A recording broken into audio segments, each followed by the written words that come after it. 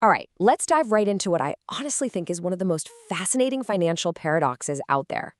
We're exploring the life and the strategy of literally the greatest stock picker in human history, Warren Buffett, a man who has built a net worth of roughly $165 billion.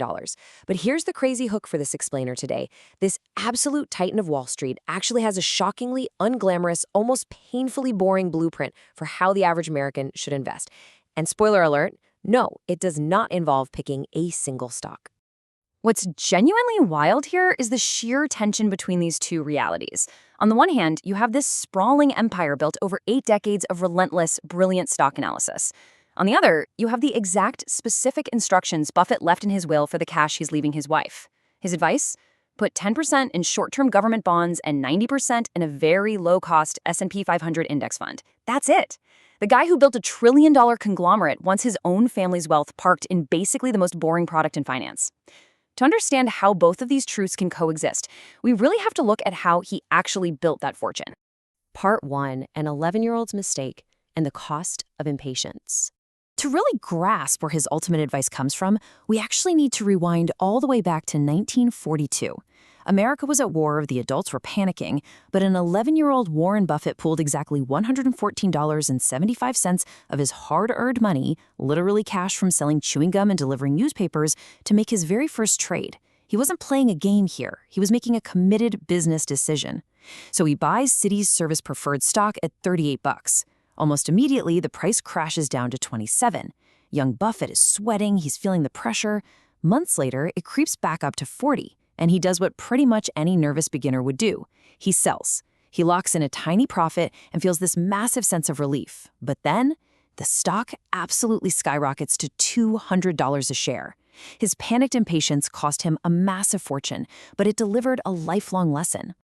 So the crucial point he internalized is that bad financial decisions often feel completely right, even relieving in the short term. When he sold at 40, he felt like a winner.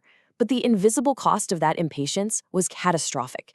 Patience isn't just some nice virtue to have. It is an absolute mathematical requirement for building wealth.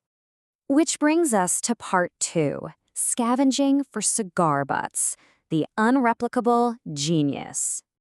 Now, if you think Buffett got mega rich just by passively holding big, famous brands, you're in for a bit of a shock. He used a grueling, exhausting strategy early on that almost no modern retail investor has the time or energy to copy. He adopted his mentor Ben Graham's philosophy, which is famously known as cigar butt investing. This basically means hunting for companies trading so incredibly cheap that you get one last free puff out of them.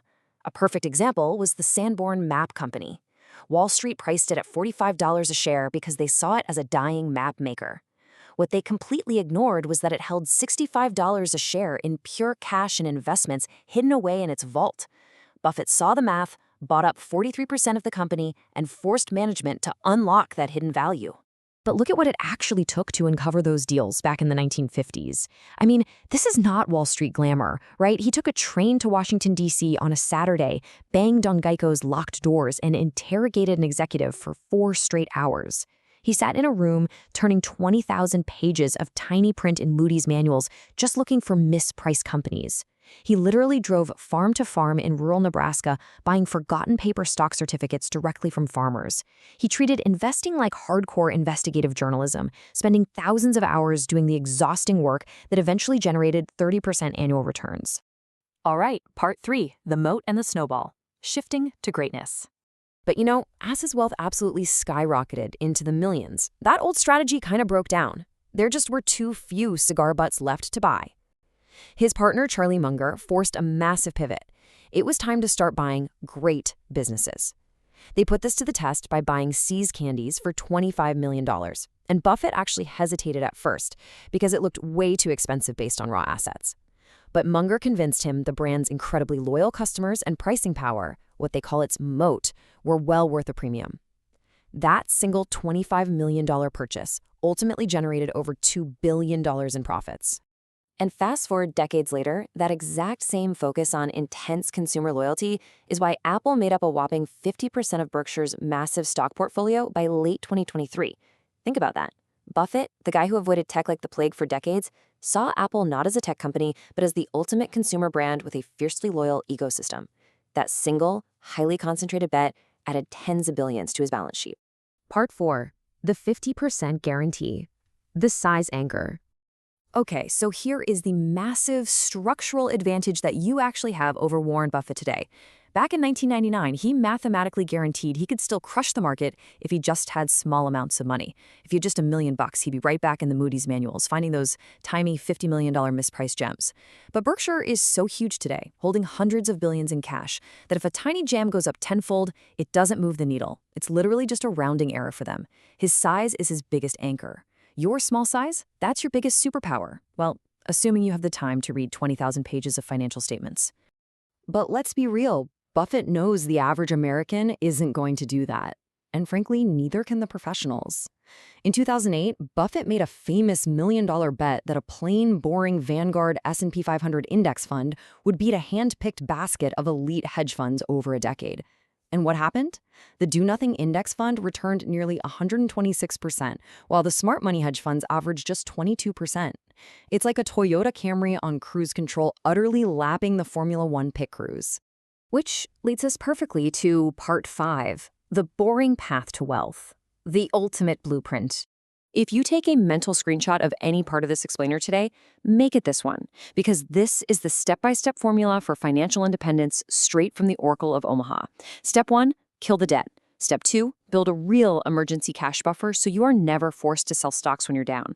Step 3, deploy that 90-10 index split we talked about. Let's break down exactly why this math is so undeniably powerful. First up, that 18%. When someone asked Buffett at a shareholder meeting what to do with a little bit of extra money, he zeroed right in on credit cards. Paying off credit card debt at an 18 to 24% APR is a guaranteed, risk-free, tax-free return that even Warren Buffett openly admits he cannot consistently beat. The math is foolproof. The debt eats first. Now, once you're actively investing in that S&P 500 index, you have to do literally the hardest thing in finance: absolutely nothing. Seriously, let's look at the catastrophic cost of panic selling during a market crash.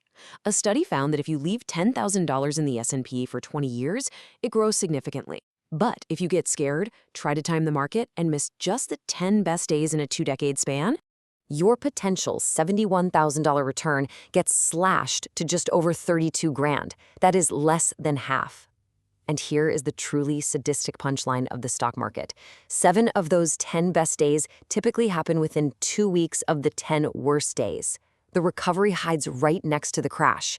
So trying to actively time the market, it literally destroys your wealth. And you know the silent killer right alongside panic?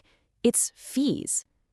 Over 30 years, a $10,000 investment in a low-cost index fund charging just 0.03% versus an actively managed fund charging a 1% fee results in an $18,000 difference. You are literally draining nearly double your original investment just for the privilege of paying a professional to underperform the index. No way. So, what's the absolutely crucial takeaway from Warren Buffett's incredible $165 billion life? It's this. The math doesn't need you to be a genius to build a fortune. It doesn't require an insanely high IQ or a fancy Wall Street degree. It just requires you to hold on. The ultimate question you have to ask yourself today is this: do you have the psychological fortitude to sit perfectly still, tune out the noise, and do absolutely nothing while the snowball rolls?